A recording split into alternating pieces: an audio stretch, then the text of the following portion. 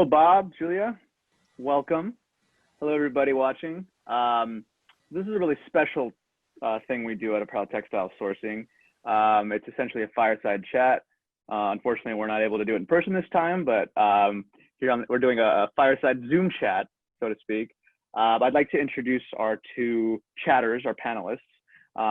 One is Julia Kay Hughes. She is the president of the United States Fashion Industry Association, USFIA. And joining her is her counterpart in Canada, Bob Kirke. He is the executive director of the Canadian Apparel Federation. So their talk today is going to be going over trade policy, COVID-19, USMCA, and forced labor. Welcome, you two. Thanks for having us.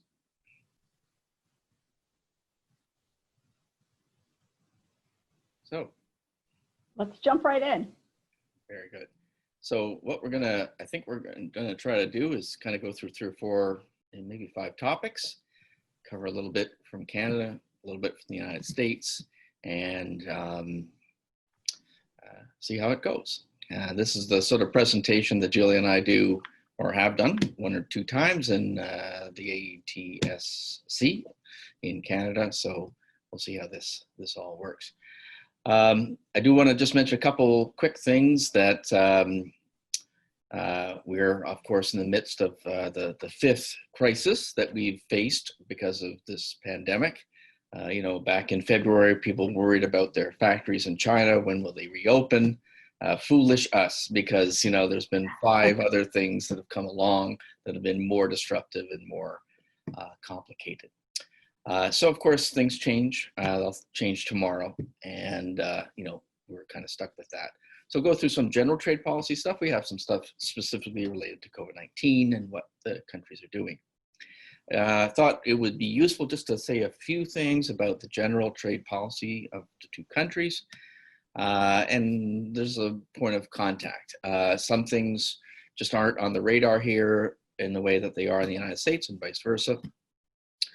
Just as a very big picture thing, Canada has, and everything is moving ahead with established free trade agreements with the European Union, not just the United Kingdom. The European Union, we have established, it's now 2 years old, the Trans-Pacific Partnership, now called CPTPP. So in addition to NAFTA and what will soon be the USMCA, we have free trade with Europe and with some powers in Asia. And just by way of just talking about that, I do want to say that there's something that's important about it.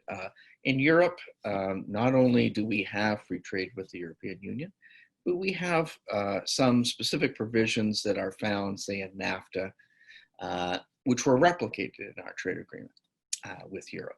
And it's called CETA.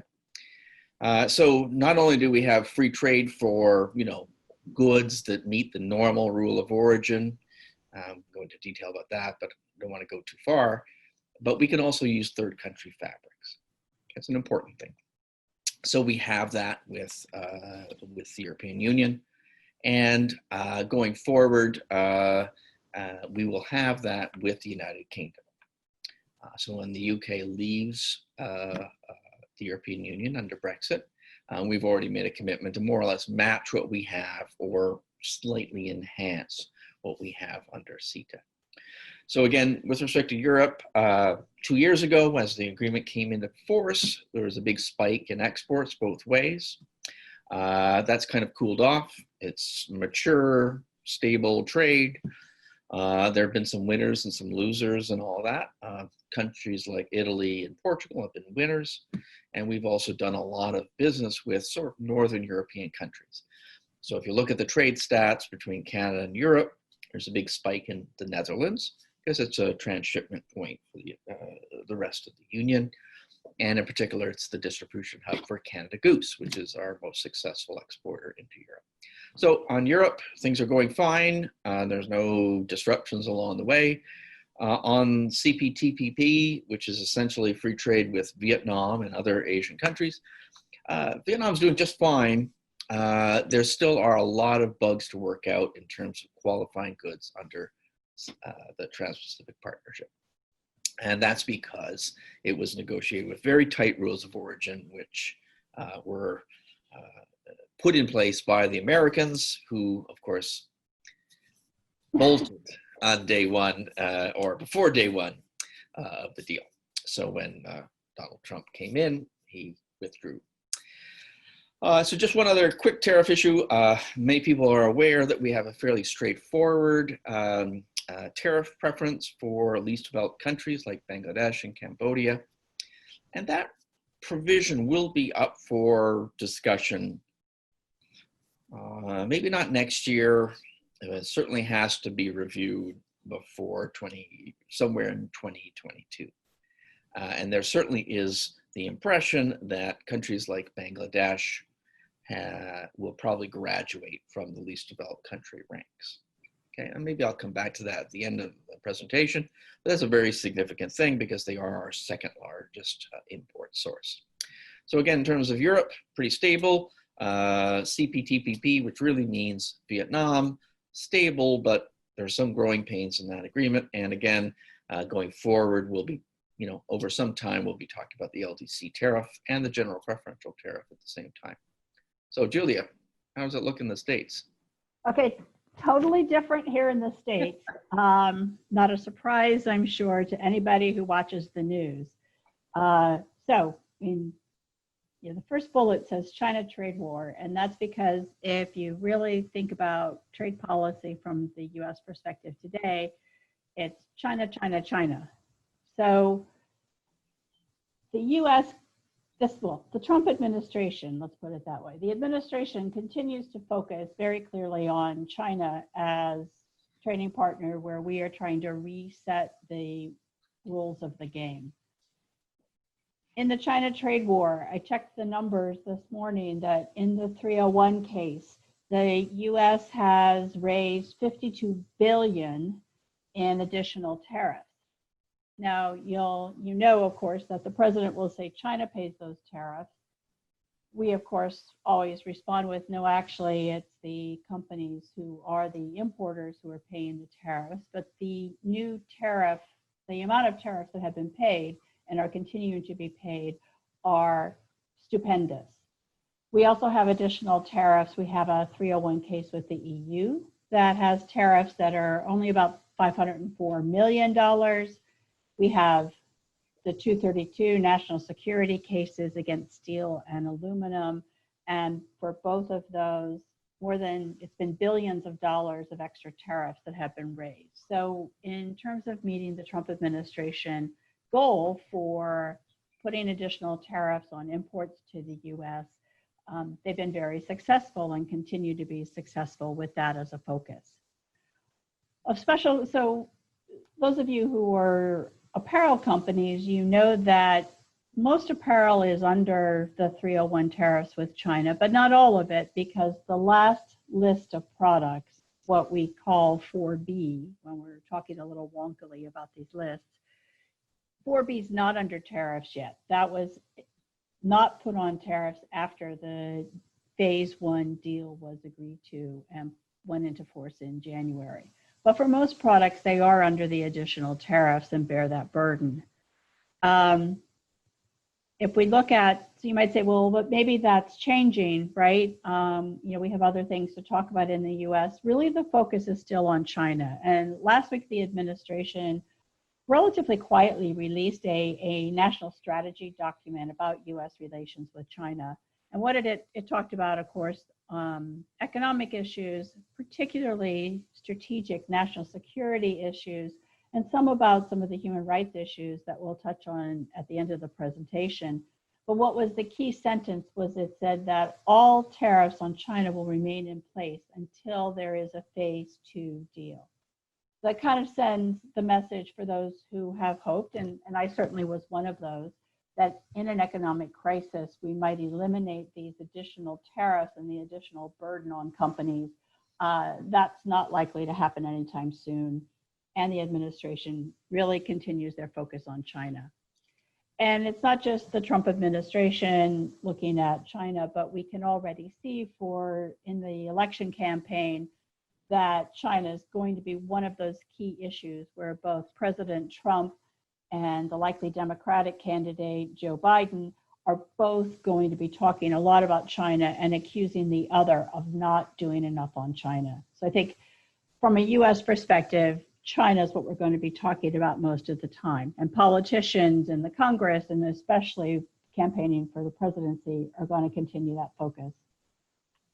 There are some places where the US, where we're looking at negotiations for expanding trade or enhanced trade, the US-UK trade agreement. We've just started those negotiations. There's a sense that because the US and the UK economy, both developed economies, are relatively equivalent, that it may be easier to reach some consensus there. But I think it's a little early to say that we're going to reach a deal there. Same thing, the US is just at the beginning of the process to start talks with Kenya for a free trade agreement with Kenya. You know, we have some concerns about that because our trade with Africa has been based on the AGOA benefits that have been in position. It'll be, actually, I guess this month it was just 20 years since AGOA went into effect. So we have duty-free in the textile and apparel sector already. How is that going to change in the negotiations with Kenya for a free trade agreement? You know, our position is we need to maintain the same rules of origin and kind of the same procedures to guarantee that Kenya doesn't lose access to the US market. But I think it's incredibly unlikely that those negotiations are completed before the election. I'm not sure that this discussion will play much of a role in the election either, but it's something that for US companies and associations, now's our time that we are talking with the US negotiators and sharing some recommendations for what they should do going forward.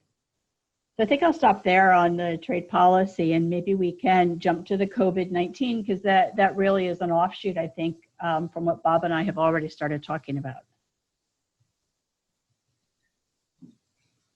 So maybe what we'll do is just kind of explain a few things about sort of the government response to the crisis. And so both the USFIA and CAF have signed on to a multi-association letter or a statement for different governments indicating our priorities. And, you know, I think that it's a crisis, and it's a different crisis than it was last week. So things have by nature, gone up and down and sideways. One of the biggest issues has been deferral of duties. Both the US and Canada have relatively high duties on apparel.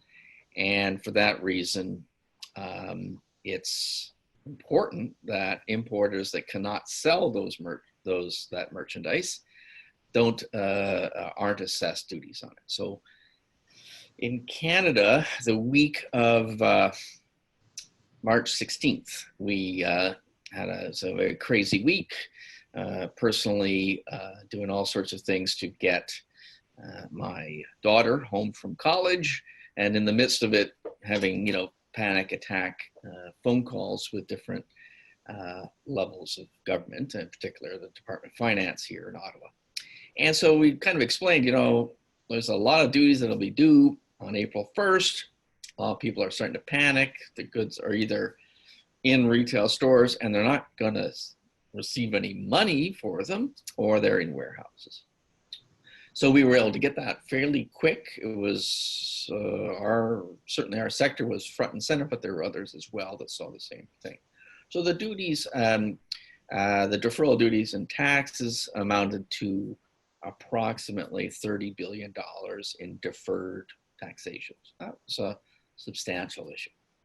So in addition to that, and again, that may be extended. Certainly, I don't see anything that's changed in terms of the ability of people to sell those goods. A lot of it's seasonal, much higher level of seasonal goods in Canada. So it's very tricky. So I would anticipate that the trade will look for an extension. And certainly in Europe, we've got some connections with folks in Europe that are trying to actually go from deferral into a remission of duty. So either full or partial, and I suspect that'll be a push. In terms of export restrictions, Canada hasn't done that. Okay, we have not had any restrictions. If you want to export PPE, you can go do it. And that's been kind of important. I do want to stress that, in 2003, Canada was really whacked by the SARS virus. And a lot of countries did all sorts of things to, prohibit trade or travel to Canada. So Canada has become like an advocate for open trade and travel, even in cases of pandemics. And we were doing it because we were the recipient of those kind of measures last time around. So PPE, no restrictions. Canadian government has also done a number of different programs to support individual companies through loans, grants, and other things. I would say that the programs look better than they are. I think that may be a truism for most government programs. We had one of our member companies had to pitch a feverish PR campaign for a week, which encouraged every one of their customers to email the head of the Department of Finance, the Minister of Finance, the Minister of International Trade, the head of our Business Development Bank, which is a small business lender. So they were getting like 800 emails a day from this company's client base because they were turned down because they're exposed to retail, and retail sucks. We don't want to lend you, even with the government taking 80% of the risk on that loan. So that's a real statement of how, yes, the programs are there, and in certain circumstances they're working, but retail sucks. There's no question. Retail is non-essential. Retail is a terrible sector to be involved in, and we're involved with it. So again, there's some wage subsidies, fairly substantial and certainly beneficial. But again, if you shut down and laid off people, you're not going to take advantage of the wage subsidy. So that subsidy has been extended to the end of August. So again, I think some companies, as they reopen, may be able to take advantage of that. We also have work sharing and a few other programs. The bottom line is there's lots out there. We have great difficulty actually understanding how much our sector's benefited from that. People are scrambling, so it's very hard for them to sit down and say, oh, yeah, I applied for the CERB, didn't get it, not sure why, here's the bank. So again, it's hard for us to capture that information. And again, we did set up a resource center. It's listed there, COVID-19apparel.ca, and we have a variety of other sections. I do also mention one thing.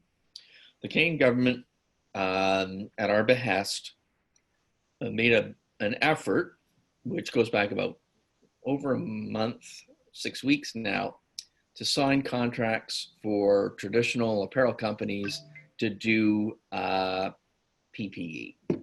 So the federal government signed contracts for 30 million medical gowns with about 22 companies. So those companies have received those orders and are now trying to subcontract the work. And we don't have so many sewing machines in Canada, so that's a bit of a struggle. But at the front end of this, I thought a lot of the companies with plant and equipment in Canada might be the worst hit. I think actually that measure did a lot to stabilize the more significant manufacturers.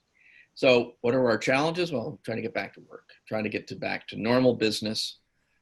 And we're going to have a weird stage where, like, we have companies making medical gowns. They're soaking up every sewing machine they can find.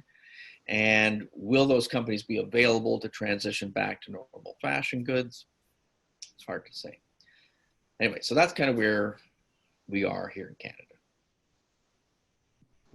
Julia. So looking at the U.S. perspective, I mean, let me start where Bob ended to say that absolutely, exactly similar to our friends and colleagues in Canada.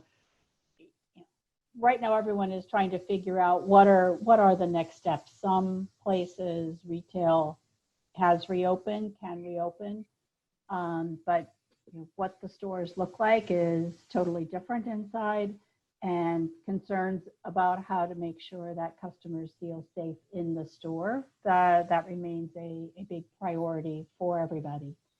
And, you know, as I kind of go through where we are right now, I think we all know that we are, we use the word a lot, unprecedented, but we are definitely in uncharted territory for how we bring back retail in a way that everyone can come back to their jobs. Everybody, you know, retail sales can expand, and you know, it's the challenge. And what I would say for USFIA, it's definitely a focus going forward to try to look at what may come next.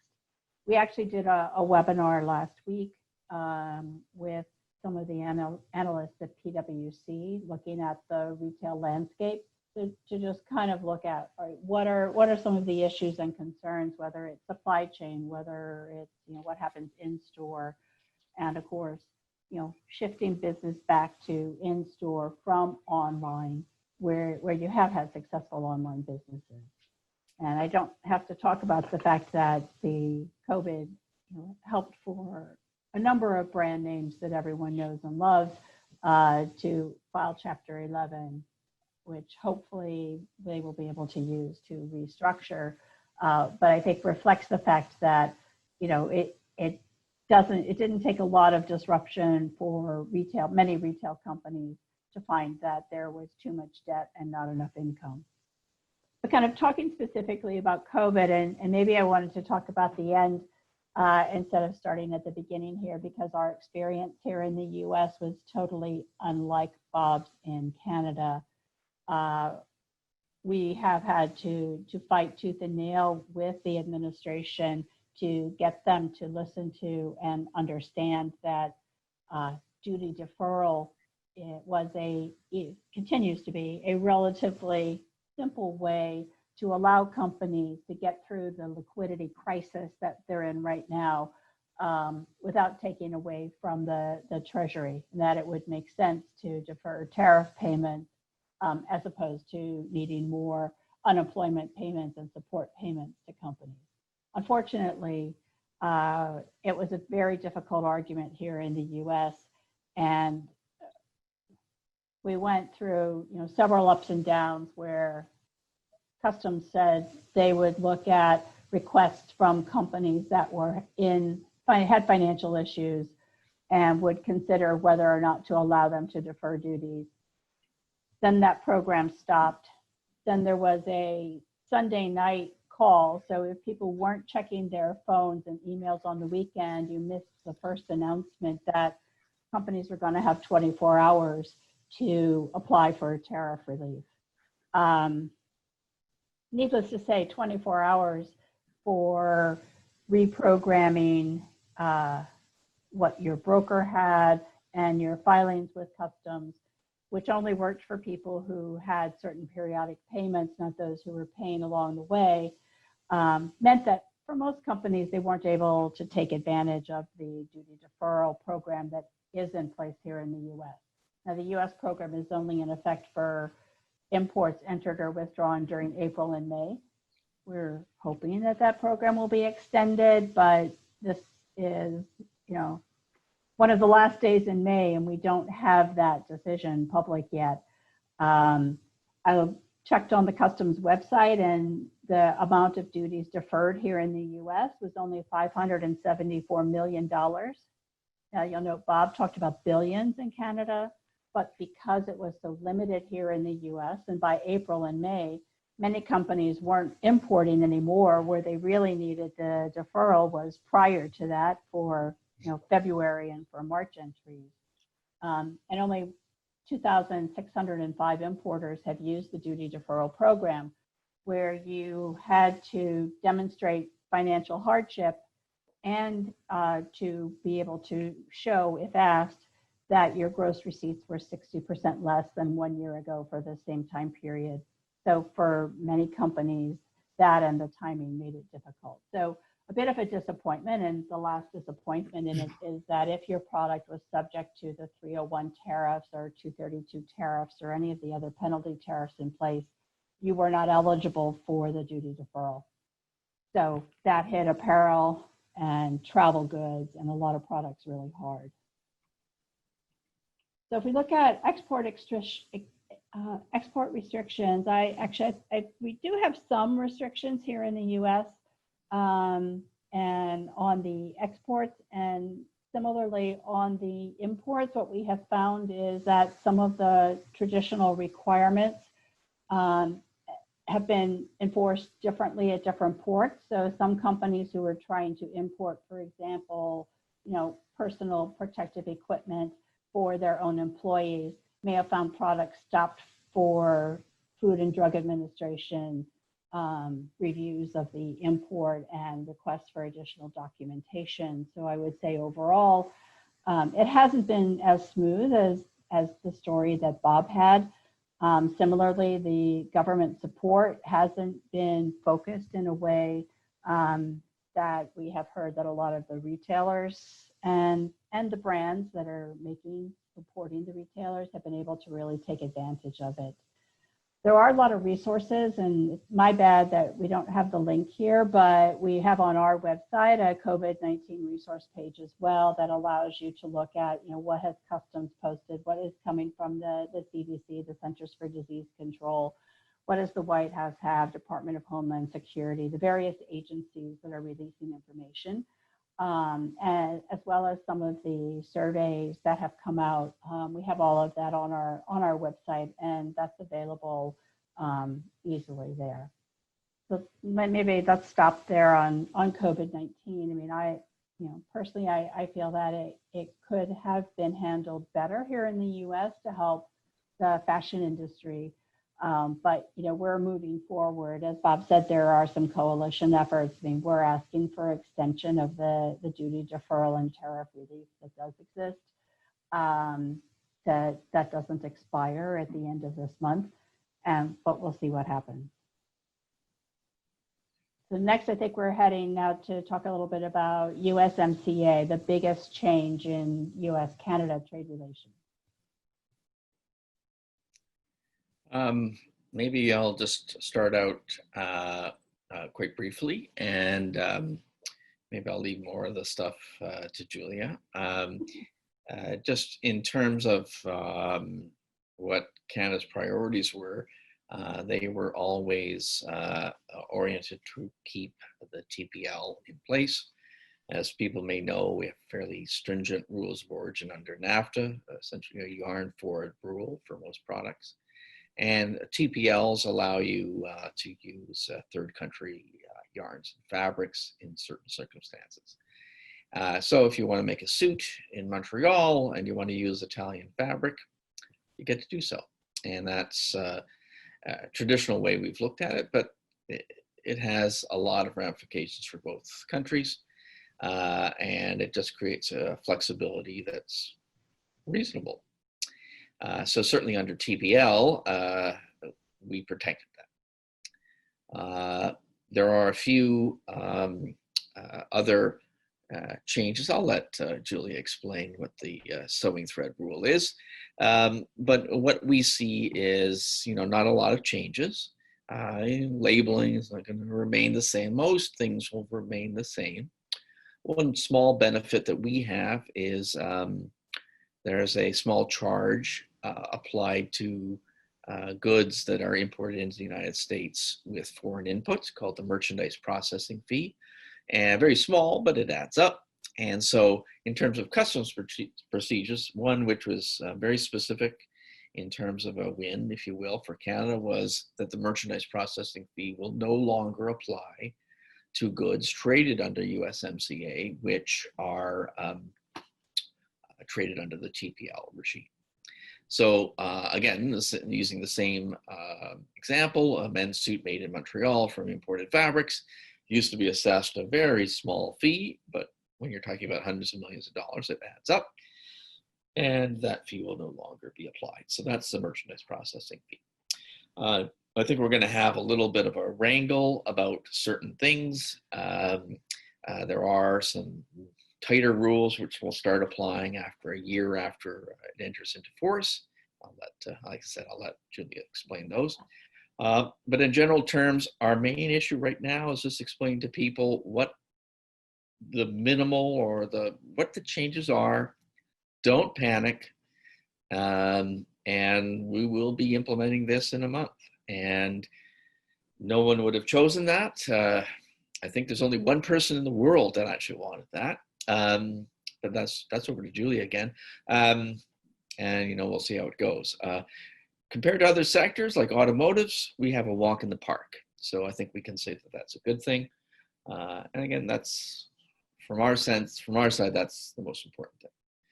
Maybe Julie has a different take. Yeah, thanks, Bob. Well, when we look at USMCA, a lot of the new provisions in USMCA look very familiar from the US side because they're provisions that we've been dealing with in other free trade agreements, right? So, NAFTA was the first big trade agreement. We had the US-Israel agreement before and the US-Canada agreement, but NAFTA was the first big agreement. And after that, there have been rules that have been pretty consistent throughout other FTAs. So the good news is in USMCA, we're keeping the TPLs, and the changes to the TPLs are relatively minor. So, we don't expect any impact on US imports that are using the tariff preference levels. There's a big increase on the level for us to sell into Canada, whether that gets used or not. I don't know, someone can ask that question later, and we'll see what Bob has to say about that. But, the relatively minor provisions. For the most, there are a couple of the what we call the chapter notes, kind of the technical aspects that are more liberal. So we're eliminating the requirement for visible linings to qualify as a NAFTA input. And for those companies who are doing suits and products that use linings, that is a good benefit. And also rayon fibers won't be required to originate anymore, which is, once again, that's something that I think is valuable for the trade. Outweighing that are, a number of provisions that will make things tougher. And as Bob said, the worst of them they're phased in. So the sewing thread rule, which will mean that the sewing thread has to come from one of the USMCA parties, that goes into effect 1 year after. So July 1st of 2021, that'll go into effect. On January 1st of 2022, two of the other big changes go into effect. The requirement for narrow elastic bands and coated fabrics to be qualifying from one of the three countries, and also the provision for pocketing for everything other than denim will go into effect January 1st, 2022. And then 1 year later than that, January 1st, 2023, pocketing will be required for denim products as well. And since denim is one of the major US imports from Mexico, that's a pretty huge impact and a rule that's going to have obviously an effect on the business, but there is enough time for a transition there. So kind of, in the weeds, just looking at, there's a number of these changes that will have an impact on whether or not products that are currently being made in Mexico or in Canada are going to still qualify for duty-free treatment.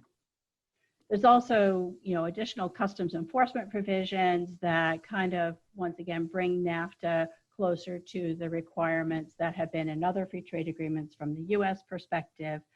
I don't think we're anticipating any problems there. I think the biggest issue that I see, frankly, is just the short timeline. For many companies, parts of their compliance departments, or maybe most of their compliance departments, have been furloughed.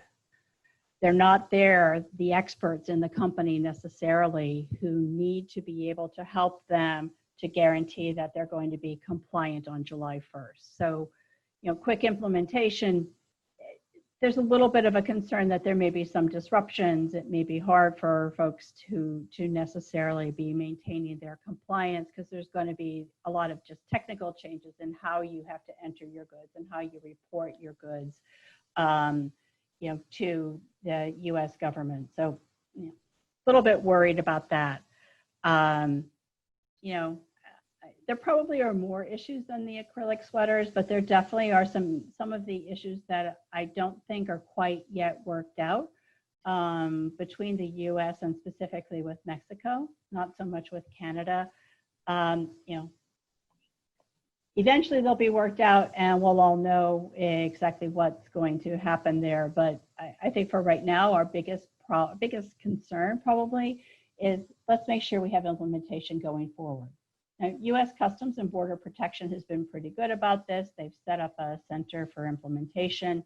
They're trying to do some outreach on their technical aspects, but if you care about textile and apparel issues specifically, we're doing another webinar tomorrow on it, but I think we're also going to be, as will all associations, kind of sharing more information with members as it becomes available. And just on that same point, we'll be doing our USMCA webinar, I believe next Thursday. We're just going to finalize the timeline today. So lots of information. Yeah, and we know it's needed because it's not as simple as everything is the same from one day to the other day. We had one customs broker say, well, you should do the webinar to ease the panic. So, you know, there hasn't been a lot of points of panic between Canada and the US recently. But, you know, there are things like advanced rulings or certificates of origin that you have on file with your broker. The NAFTA stuff is going to be like tissue paper. It's going to be worthless after July 1st. So people should get used to it. It's not a huge number of things. Thank God we're not in automotive, but yeah, they're significant and people need to adjust for sure. Well, and I would say the biggest issue in USMCA between the US and Canada is our next issue that we're going to talk about, and that's the forced labor provision. Well, maybe you should go first because I think you get to lay claim to this issue more than we do. Lucky you. Well, you know, it's the law in the US that there is no forced labor in your supply chain. And, you know, for most fashion brands, that's already been in your code of conduct, right? And in the instructions that you give to your suppliers throughout the supply chain that there's no forced labor. Our focus has really been, I would say, you know, since last year is particularly trying to dive deep into the issue with XUAR, Xinjiang in China, and the allegations of forced labor there, and what companies can do in addition to having, you know, it's in your terms with your suppliers, it's in your code of conduct, but how can you take extra steps to make sure that there is not forced labor in your supply chain? You know, it's the law and we want to comply with the law. You know, we also don't want to support forced labor. So how can we make sure that as companies doing business around the world, you know what's in your supply chain? So for us, for USFIA, we've been working, you know, with a very large industry effort to look at what's happening today, but also what might be new approaches. There's tracking options, there's traceability options, there's you can test the biomes and know where your product, where the raw materials that are used in your product come from. There's audits. You know, what ways do companies have to protect their brand reputation and guarantee that their product is not made with forced labor? So we're relatively familiar with this. There have been a number of times when customs has issued withhold release orders that will announce that there's a certain product from a certain country that is banned, and you have to prove that there is no forced labor in your inputs. And that provision now, under USMCA, Mexico and Canada are supposed to implement the same provisions for your own imports. So then I could turn it back to Bob. Oh, good. Yeah. So we've had traditional prohibitions against prison labor. But not forced labor. So what the USMCA will do, there's a few other provisions that we don't normally talk about. There's new intellectual property restrictions or against counterfeiting. There are provisions that essentially prohibit other NAFTA partners from signing free trade agreements with countries like China. But the big one, I think, is on forced labor. Now, I think it's big because it's very clear. In a year, we have to do something. And clearly, Canada Border Services is working that out with other departments, and they will have mechanisms in place. It's also significant because the Canadian government has, for the last 4 years, been arguing that we should be taking a more proactive approach to responsible business conduct. So in general, that's the case. And there's some recent court decisions in Canada that have opened up Canadian companies to legal action in their premises or for violations that happen in premises abroad. Big one is a mine in Ethiopia, I believe. Doesn't really matter. The bottom line is that we have a USMCA provision, and we have a tendency on the part of the Canadian government to promote better attention to responsible business conduct. So I suspect this is a very, very big issue. Again, there's no clear line. We don't know exactly what's going to come out in terms of how we implement our obligations under the USMCA. We're working very similar to what Julia's mentioned, working with the Mekong Club, which is a group based in Hong Kong that has quite a few larger brands that hash out what are essentially practical approaches to weed out forced labor. But I would say we had a webinar about a month ago with the Mekong Club, and we had 5 people from US Customs. We had 10 people from the Global Affairs Canada, which is our international trade department, all trying to figure out what they can ask for, essentially. And our position is, and it's interesting because the webinar really said how COVID-19 is making all this stuff very complicated. So when you have a factory compound that's locked, most people say that's not a good thing. That's forced labor. People can't leave. But in the circumstance of a pandemic, when you have a factory that's locked so that no one can come in and presumably allow the virus to infect the dormitories and the workspaces, maybe that's not forced labor. So I think there's a big challenge in trying to implement these commitments. And of course, no one wants to have forced labor in their supply chain, while at the same time, we're operating in I think distressed is a somewhat euphemistic term. We have a distressed supply chain, if not totally, 100% disrupted. So we have lots of provisions in law. We have government commitments, but I think we will be struggling for some period of time to meet those obligations.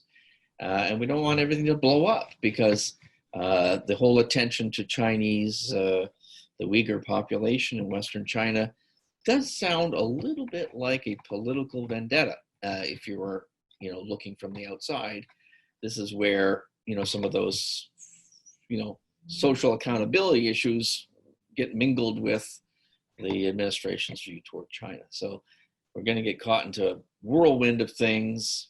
And that's a big challenge. So I do think this is the sort of the hidden issue in USMCA for us. And I think going forward is probably one of the biggest issues in supply chains. I have nothing more to say. Okay. So we're going to need to wrap things up. Thank you so much, Julie and Bob. We did have one question. I don't know if we can answer this very quickly. Air shipment costs are crazy expensive since COVID-19. Any suggestions? Put it on the water. Keep it on the water. We had a lot of people struggling to get PPE in, do air shipments. They had so many delays. They would have been better off just putting it on the water at normal rates. Seems to be usually the most cost-effective route, right? Yeah. Okay.